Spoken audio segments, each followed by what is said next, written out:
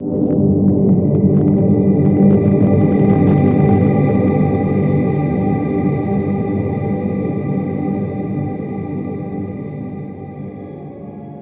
everyone, my name is Aakanksh Gurnani, and welcome to my YouTube channel Neuro Chat with AG. On this channel, I plan to cover topics that are closest to my heart and support the neurodiverse community. Topics related to neurodiversity, autism spectrum disorder, and more. On the channel, I will interview thought leaders, esteemed researchers, scientists, professors, doctors, and psychologists, seeking their views and updates on their latest work, research, etc. I will also chat with parents of neurodiverse kids and adults and talk about experiences of neurodiverse individuals. Manisha Lad is the founder of Akhil Autism Foundation, an organization dedicated to improving the lives of individuals with autism and their families. With a passionate commitment to advocacy, awareness, and support, Manisha has played a pivotal role in creating resources and programs tailored to meet the unique needs of the autism community. Under her leadership, Akhil Autism Foundation has made significant strides in providing educational tools, therapeutic interventions, and support networks that empower individuals with autism to reach their full potential. Manisha's work is driven by a deep personal connection to autism, inspiring her to foster a more inclusive and understanding society. Also, Miss Manisha Lad has been nominated for a Webland Director Award for 2024, Female Director of the Year. The voting is going on right now. Please vote for her. Thank you so much. So to start us off, could you please share a bit about yourself? So my introduction, I always start with I'm Akhil's mom. And Akhil is our 23-year-old only son who has autism. So me and my husband, Mahesh Lad, we've been staying in US almost for 26 years now. We got married. We both were into IT. My husband still works for IT company. He works for Salesforce. And we got married, we came to US with a lot of aspirations and dreams, and we were working for civil systems. We were learning all the new skills. And when Akhil came into our life in around 2001, I decided to take a short break, so that I can enjoy the time with Akhil. And by 18 months, I was all ready. I said, okay, let's send him to daycare. I can go back to work. And I saw that during that time, I could see some red flags. But it was, um, there was no guidance. And finally, at the age of 18 months, he got diagnosed with autism. And we were not given much of a hope. That time, autism maybe was 1 in 500 or something. By the time Akhil got diagnosed and he was 3 to 4 years old, it was 1 in 250. So the numbers have rapidly changed since then. And we were not given much of a hope. We were told whether that he will either speak late, he'll never speak, he will never live an independent life. And we said, no, there must be something. It was very hard for us to accept that. But then very quickly, instead of going into denial and depression and guilt, there was some guilt, there was some bargaining, there was some anger, but we knew that we had a lot of work to do ahead. So we accepted him, and since then, now Akhil has made a huge progress. We started with intervention. We gave him good 30-40 hours of early intervention program. But as soon as he went to school at the age of 3, everything plateaued in 6 months. We came back to square one, because whatever he had learned in the house was just like a rote repetition. And he was running all over the house. He was very hyper. So we shifted our focus from therapy to a medical disorder. And we started working with him holistically, diet and nutrition and immune system. And that took 11 years. And while he was going through all these interventions, he had made some good progress. His eye contact started getting better. His receptive language started getting better. He didn't had a mode of expression. And We looked into everything, and with whatever progress he made, we decided to start our own nonprofit because our first ever focus was India. We said, oh, the parents in India don't have all these resources, and that's what our main focus. And still, we do some projects in India. And then at the age of 11, we had to pull Akhil out of his school and put him into another school. And we were told, the first school told he doesn't know his letters at the age of 11. He doesn't know his letters, he doesn't know his numbers, he doesn't know his colors. So, and they stopped all his academic programs. They couldn't even teach him daily living. So we said, we're done with school. And I think we should pull him out of the school. We pulled him out of the school and we put him into this new school. And we had no idea what new school had some other programs. So he goes to school and he goes for his first. They had something called a supported typing, which was considered very, very controversial. And he goes there for the first session and he expresses through typing 4 lines. And they called me saying that Akhil will be benefited with this program. And I said, no, but he doesn't know his numbers. I said, of course he knows. He doesn't know his letters. And of course he knows. So come and check it out. So I went, I checked, I spoke with few parents because they had 40 kids who were typing. And they also gave us a concept of mind and body disconnect and reflexes. So we dived into that, and as we were talking a lot in the house about mind and body, what is the body, what is his reflexes, what it is, I and Akhil started typing at home. He made a statement to typing, I cannot see my body in my mind. So now that was the biggest puzzle piece, and that's how we dived into more of his interventions.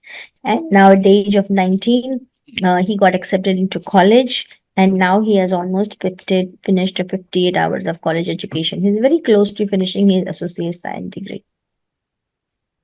Thank you for sharing that, and that's such an amazing story. I want to ask you a little bit more about Akhil's journey. So, managing emotions and staying positive during difficult times, and his journey to college as well. So, how did you overcome all the challenges you faced, and do you have any tips for other parents? Yes, there are many, many challenges. First of all, one has to understand and we accepted it that we're not looking for miracles. Second, you have to accept the children the way they are. Some of them have behaviors. It can be any some can be being completely non-speaker. Like I can speak, but I don't want to speak. Also, is a kind of a behavior. So if they are exhibiting any such kind of behaviors, well, definitely there are something which they are trying to tell us. So understanding them, accepting them, have the patience with them, not trying to change them, rather help them to bring in self-esteem in them, confidence in them. And you have to try. There's no manual, no written book. There are many interventions, there are many programs, there are many therapies. But if you have to create something for your child, because every individual is unique. When you meet one individual with autism, you're meeting one individual with autism. So every individual is unique. So you have to understand what is the uniqueness in my child and what is it that I need to do. So you really need to accept it, and that unconditional love, the intensity of unconditional love should be equal to the intensity of actions. Then everything comes together. Then are there other issues that where can I look for these resources, what I can do. So we have always accepted Akhil. We never looked for miracles. We never wanted to change his behaviors. Every behavior was a challenge. We accepted it as a challenge and said, now for this behavior, we want to understand why it is coming, from where it is coming. We would type with Akhil. Akhil would express himself. Sometimes he may not express himself, but many times he's expressed himself. So then we were able to find and go and find more puzzle, no more treatment options for him. He types for talking. Even for the college, we went and had it discussion with the special services. If they wouldn't have accommodated, we were willing to go and talk to the dean of the college, you know. So, not taking no as an answer and finding ways and means. Like we hit a roadblock when Akhil finished 58 hours of his college education from Rowan College of South Jersey, and everything courses were online. So the college professors did accept me as a communication partner. Akhil has given tests and exams through proctoring.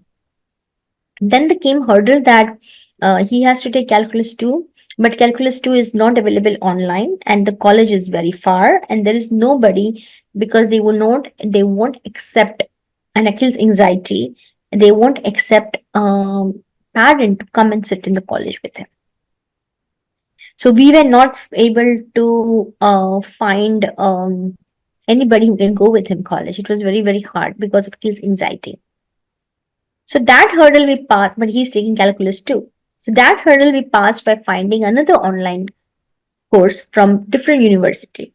So he's taking calculus too from University of North Dakota, who accepted all his transcripts, accepted all his accommodations, and to accept those accommodations, we had to go to the doctor, take a note from the doctor. We did that. We took a doctor's note. Also, his exams were proctored. Proctoring software which they were using was not suitable for Akhil because of his anxiety, and he would move and come. So they accepted the proctoring which Rowan had used. So they used different proctoring for Akhil. So everything is possible if you accept it, and if you are willing. If you first, you need to be positive inside and you need to have the belief system.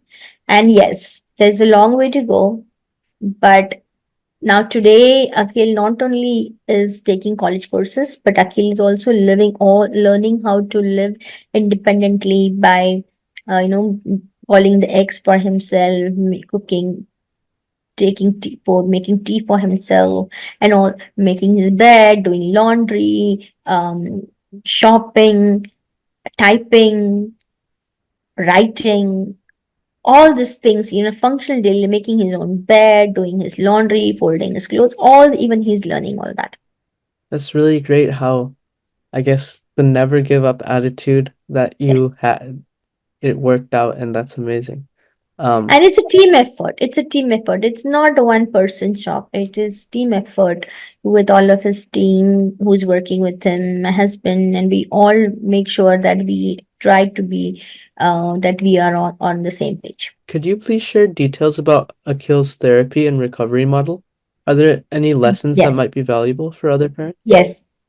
So we started with the behavior therapy model, and in 1.5 year, we dedicatedly gave, and it failed. It failed. So then we switched to biomedical model, and we started going to the biomedical functional doctors. They put him on different diets, nutrition, supplements. We had to look into his toxins. We had to look into his immune system. We had to look into seizures. We had to look into brain inflammation. And there is Akhil's website, www.akhillad.me. That is Akhil's website. And you'll see all his videos there, right from his baby till some of the college. So and during all this, because of the behavior therapy, and it was very, I think he missed a lot of his sensory integration and a good quality of occupational therapy. He missed that because of the model which is right now um, in the standardized education system. So when we got Akhil started expressing, and we learned that what does this mean that I cannot see my body in my mind? What does that mean? That clearly meant that Akhil thinks a lot in his mind, but Akhil's body doesn't follow his mind. So, example, at the age of 11, Akhil's school was teaching him to give five things. So what is number five? To give n number of objects. Like Akhil give five apples, and Akhil would give five apples. But Akhil wouldn't give. Akhil would not stop. One, two, three, four, five, six, seven, eight, nine, 10. So school would say, oh, he cannot do this. So when I asked him, Akhil, what is number five? He would type with me and say number five instead of give five things. Now I put all 10 almonds in front of him and told me, give me five almonds. And he started 1, 2, 3, 4, 5, 6, 7, 8, 9, 10. And he didn't stop. No matter you teach him 1,000 times. If you teach him, give me number six, then he will forget number five. So I asked him, Akhil, why don't you stop? And he typed and told me that my brain doesn't give me instructions when to stop. Another example is we would teach him we used to teach him the sign language to open the door, So he would go to the bathroom and purposefully close the bathroom door. And he would, instead of saying open, he would say close door. He would make open sign, but he would say close. So we would say, oh, he's confusing with the signs. So again, I brought the iPad. Akhil, what do you want? Actually, he wanted to say bathroom door is closed, open the door, but closed door is coming out of his mouth. So there was a lot of coordination. Like if you were asking Akhil, go bring me water. So he would take time. So I would ask him, Akhil, what would he do if I asked him to give me water? He would type all the instructions or making a simple puzzle. So it was very hard for him to get that coordination going with his mind and fingers, mind and body, mind and complete brain, and mind and hands. Okay. So everything was going on in his mind, but he was not able to do it with his body. And that's where we dived into reflex integration work. We did a lot of work on his body. And as we worked on his body, he realized that, oh, I have hands and fingers and they move. So that's how we dived into the sensory integration program. After that, we looked into rapid prompting method for him to express with a letterboard. And then since then, now we're also doing some photomodulation with him. So there are many interventions. Thank you. And that's what all those programs. Yeah, go ahead. That's actually what my next question was about. So if you could explain what MNRI and RPM is and the impact on Akhil. Yeah, so MNRI stands for, it was created by Dr. Svetlana Mazgatova. And MNRI stands for Mazgatova Neuro Sensory Motor, and for sensory, and R stands for reflex, I stand for integration. So when you're a baby, there are reflexes which get integrated, and that's how our brain matures. But for some reason, these reflexes are not integrating. And Dr. Svetlana identified such 35 reflexes. And she created a program. And her first thesis was from subconscious to conscious. And that's what I realized when Akhil used to type. He was staying in his subconscious mind, but not conscious about himself. So with that intervention, Akhil became aware of his mind, of not only he started creating image of his body in his mind. And that helped him to regulate himself, that helped him to execute things.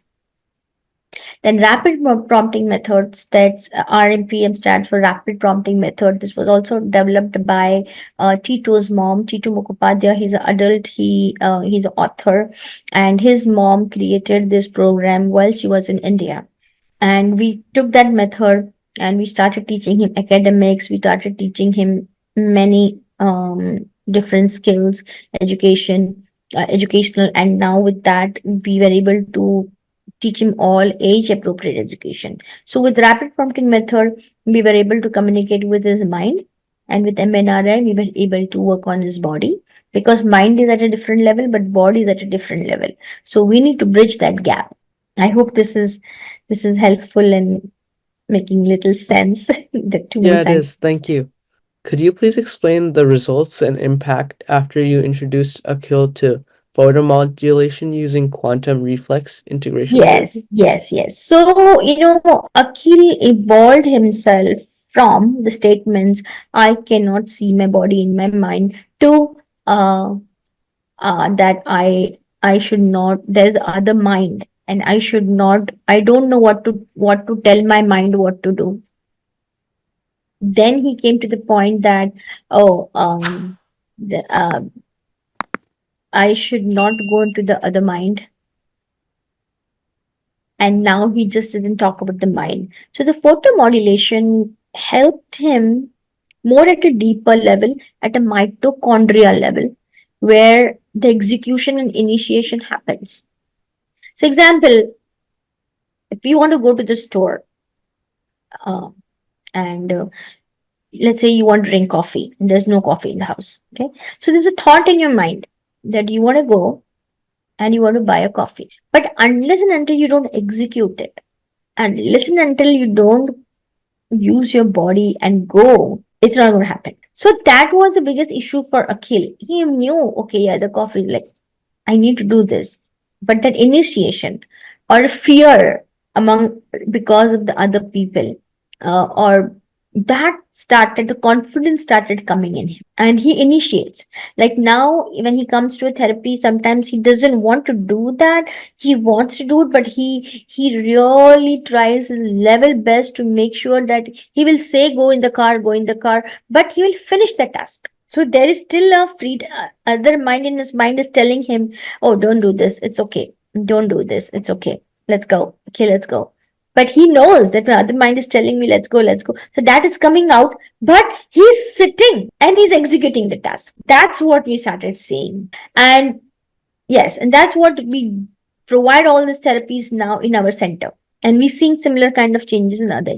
Yeah, thank you. That's very interesting, and that's something I learned about now. So, and you are also the co-founder of Akhil Autism Foundation. So, what is AAF? I'm the founder. AAF is Akhil Autism Foundation, and I am the founder of Akhil Autism Foundation. Okay. Yeah. So what is AAF's mission and how it aims to support individuals with developmental difference? So we educate, care, research, support autism, and now we also have an employment arm. So to we 15, 16 years, we did a lot of awareness, we did a lot of workshops, but we realized that parents need more hands-on support, and kids need hands-on training, need work on the body. So this is why we started our own non-profit center. It's called as a Sensory Pathway Center, funded by Akhil Autism Foundation. We are also approved by the government, and we started last year, and we are serving at least almost 30 individuals, and we do all these programs at our center.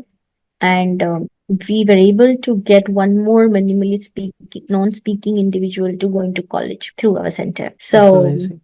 yeah, so employment is like we have a hydroponic unit where we grow lettuce, and that's our neurodiverse gardeners project, and that is the employment arm, to employment in the green industry for the individuals. Thank you. And could you explain a bit more about the Sensory Pathway Center? Yes, Sensory Pathway Center is a state-of-the-art sensory gym. We have occupational therapy, we have rapid prompting method, we have social skills program, parent education, and neurodiverse gardeners. And in our OT, we bring in all the programs which we have seen results, not only with Akhil, but also within many other individuals. And we sensory integration, MNRI, QR, quantum reflex integration, and such other modalities we do at our center. And I know you mentioned this just now, but could you go into a bit more detail about what the Neurodiverse Gardener project Yes, is? Neurodiverse Gardeners Project is a complete goal to get individuals in the green industry, because 85 to 90% of the individuals are not employed. So with Neurodiverse Gardeners, we have a hydroponic unit, and we have collaborated with Geo Greens, who have a farm, and they grow organic, they grow hydroponic produce, and they sell.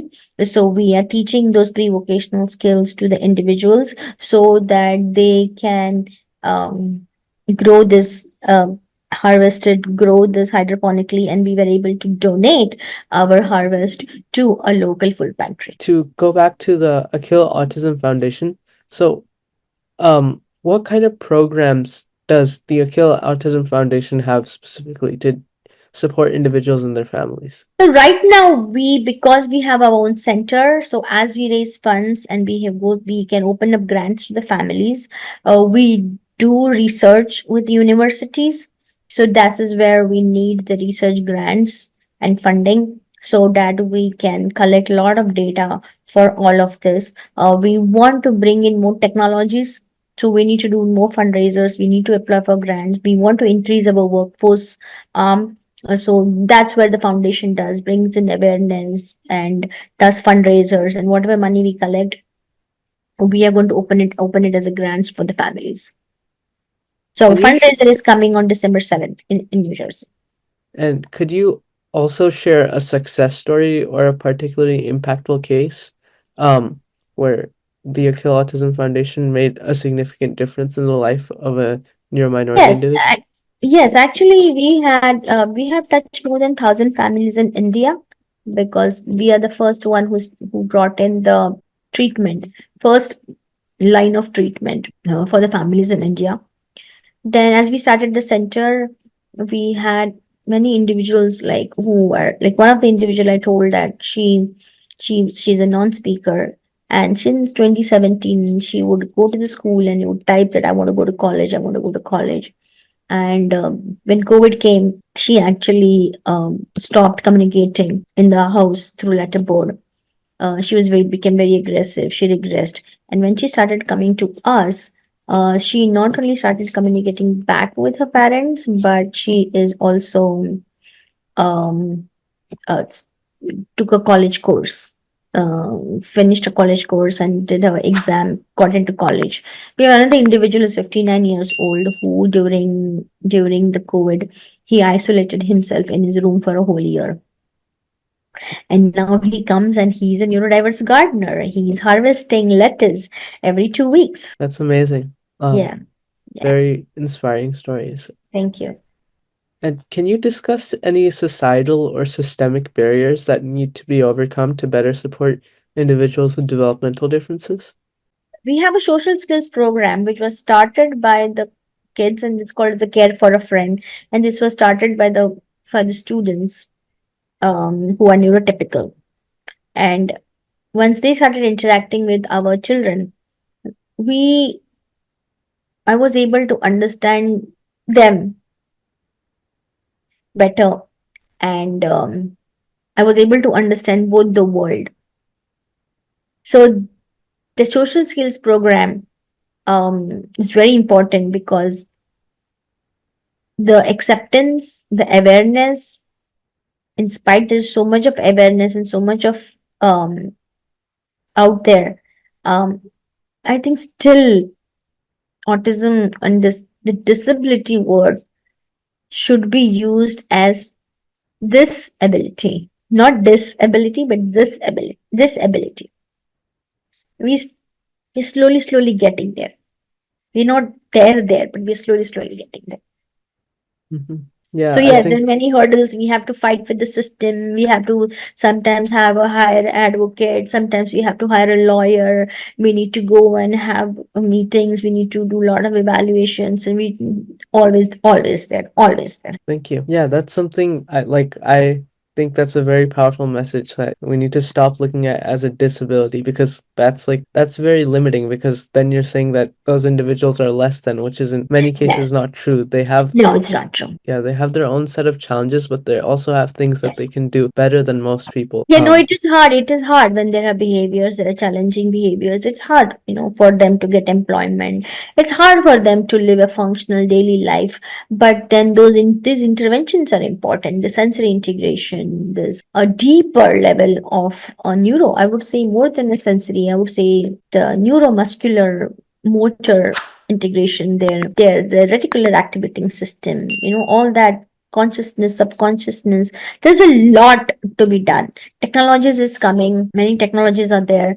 it's good, but still there's a lot to be done in the field of autism. And most important, a hope to the families. That is very important. Giving hope to the families that it's possible. That's a very powerful message. And is there anything else you'd like to share with our viewers? Yeah, I think the parents need, as a parent, I take this opportunity to transform myself as a parent. So we're very blessed to have Akhil in our life, and I'm glad he has chosen good parents. We're a good team, and having a very positive attitude in the house, talking positive about Akhil. If there is something not right, we explain him why this is right, why this is wrong. So he has that comfort zone. He has a trust on us. So that is very, very important. And of course, taking care of yourself, finding time for yourself, and then going back to the child.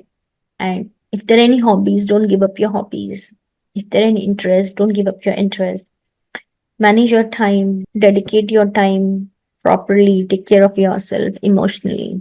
That is very important. Staying positive, learning, educating, being smart is very important. Answers come. And there are hurdles, but the answers will come if you have that positive attitude. Nobody's perfect in life. Nobody's perfect. And who knows what is going to happen in the future. So these are the moments which are very important. Um, so understand the child and don't make them dependent on you. Try at your level best to make them independent. Miss Manisha, thank you so much for all the wonderful messages you've given. Like, thank you a lot for coming to this interview. I really appreciate you taking the time. Yes. This was amazing. Okay, thank you so much for your time.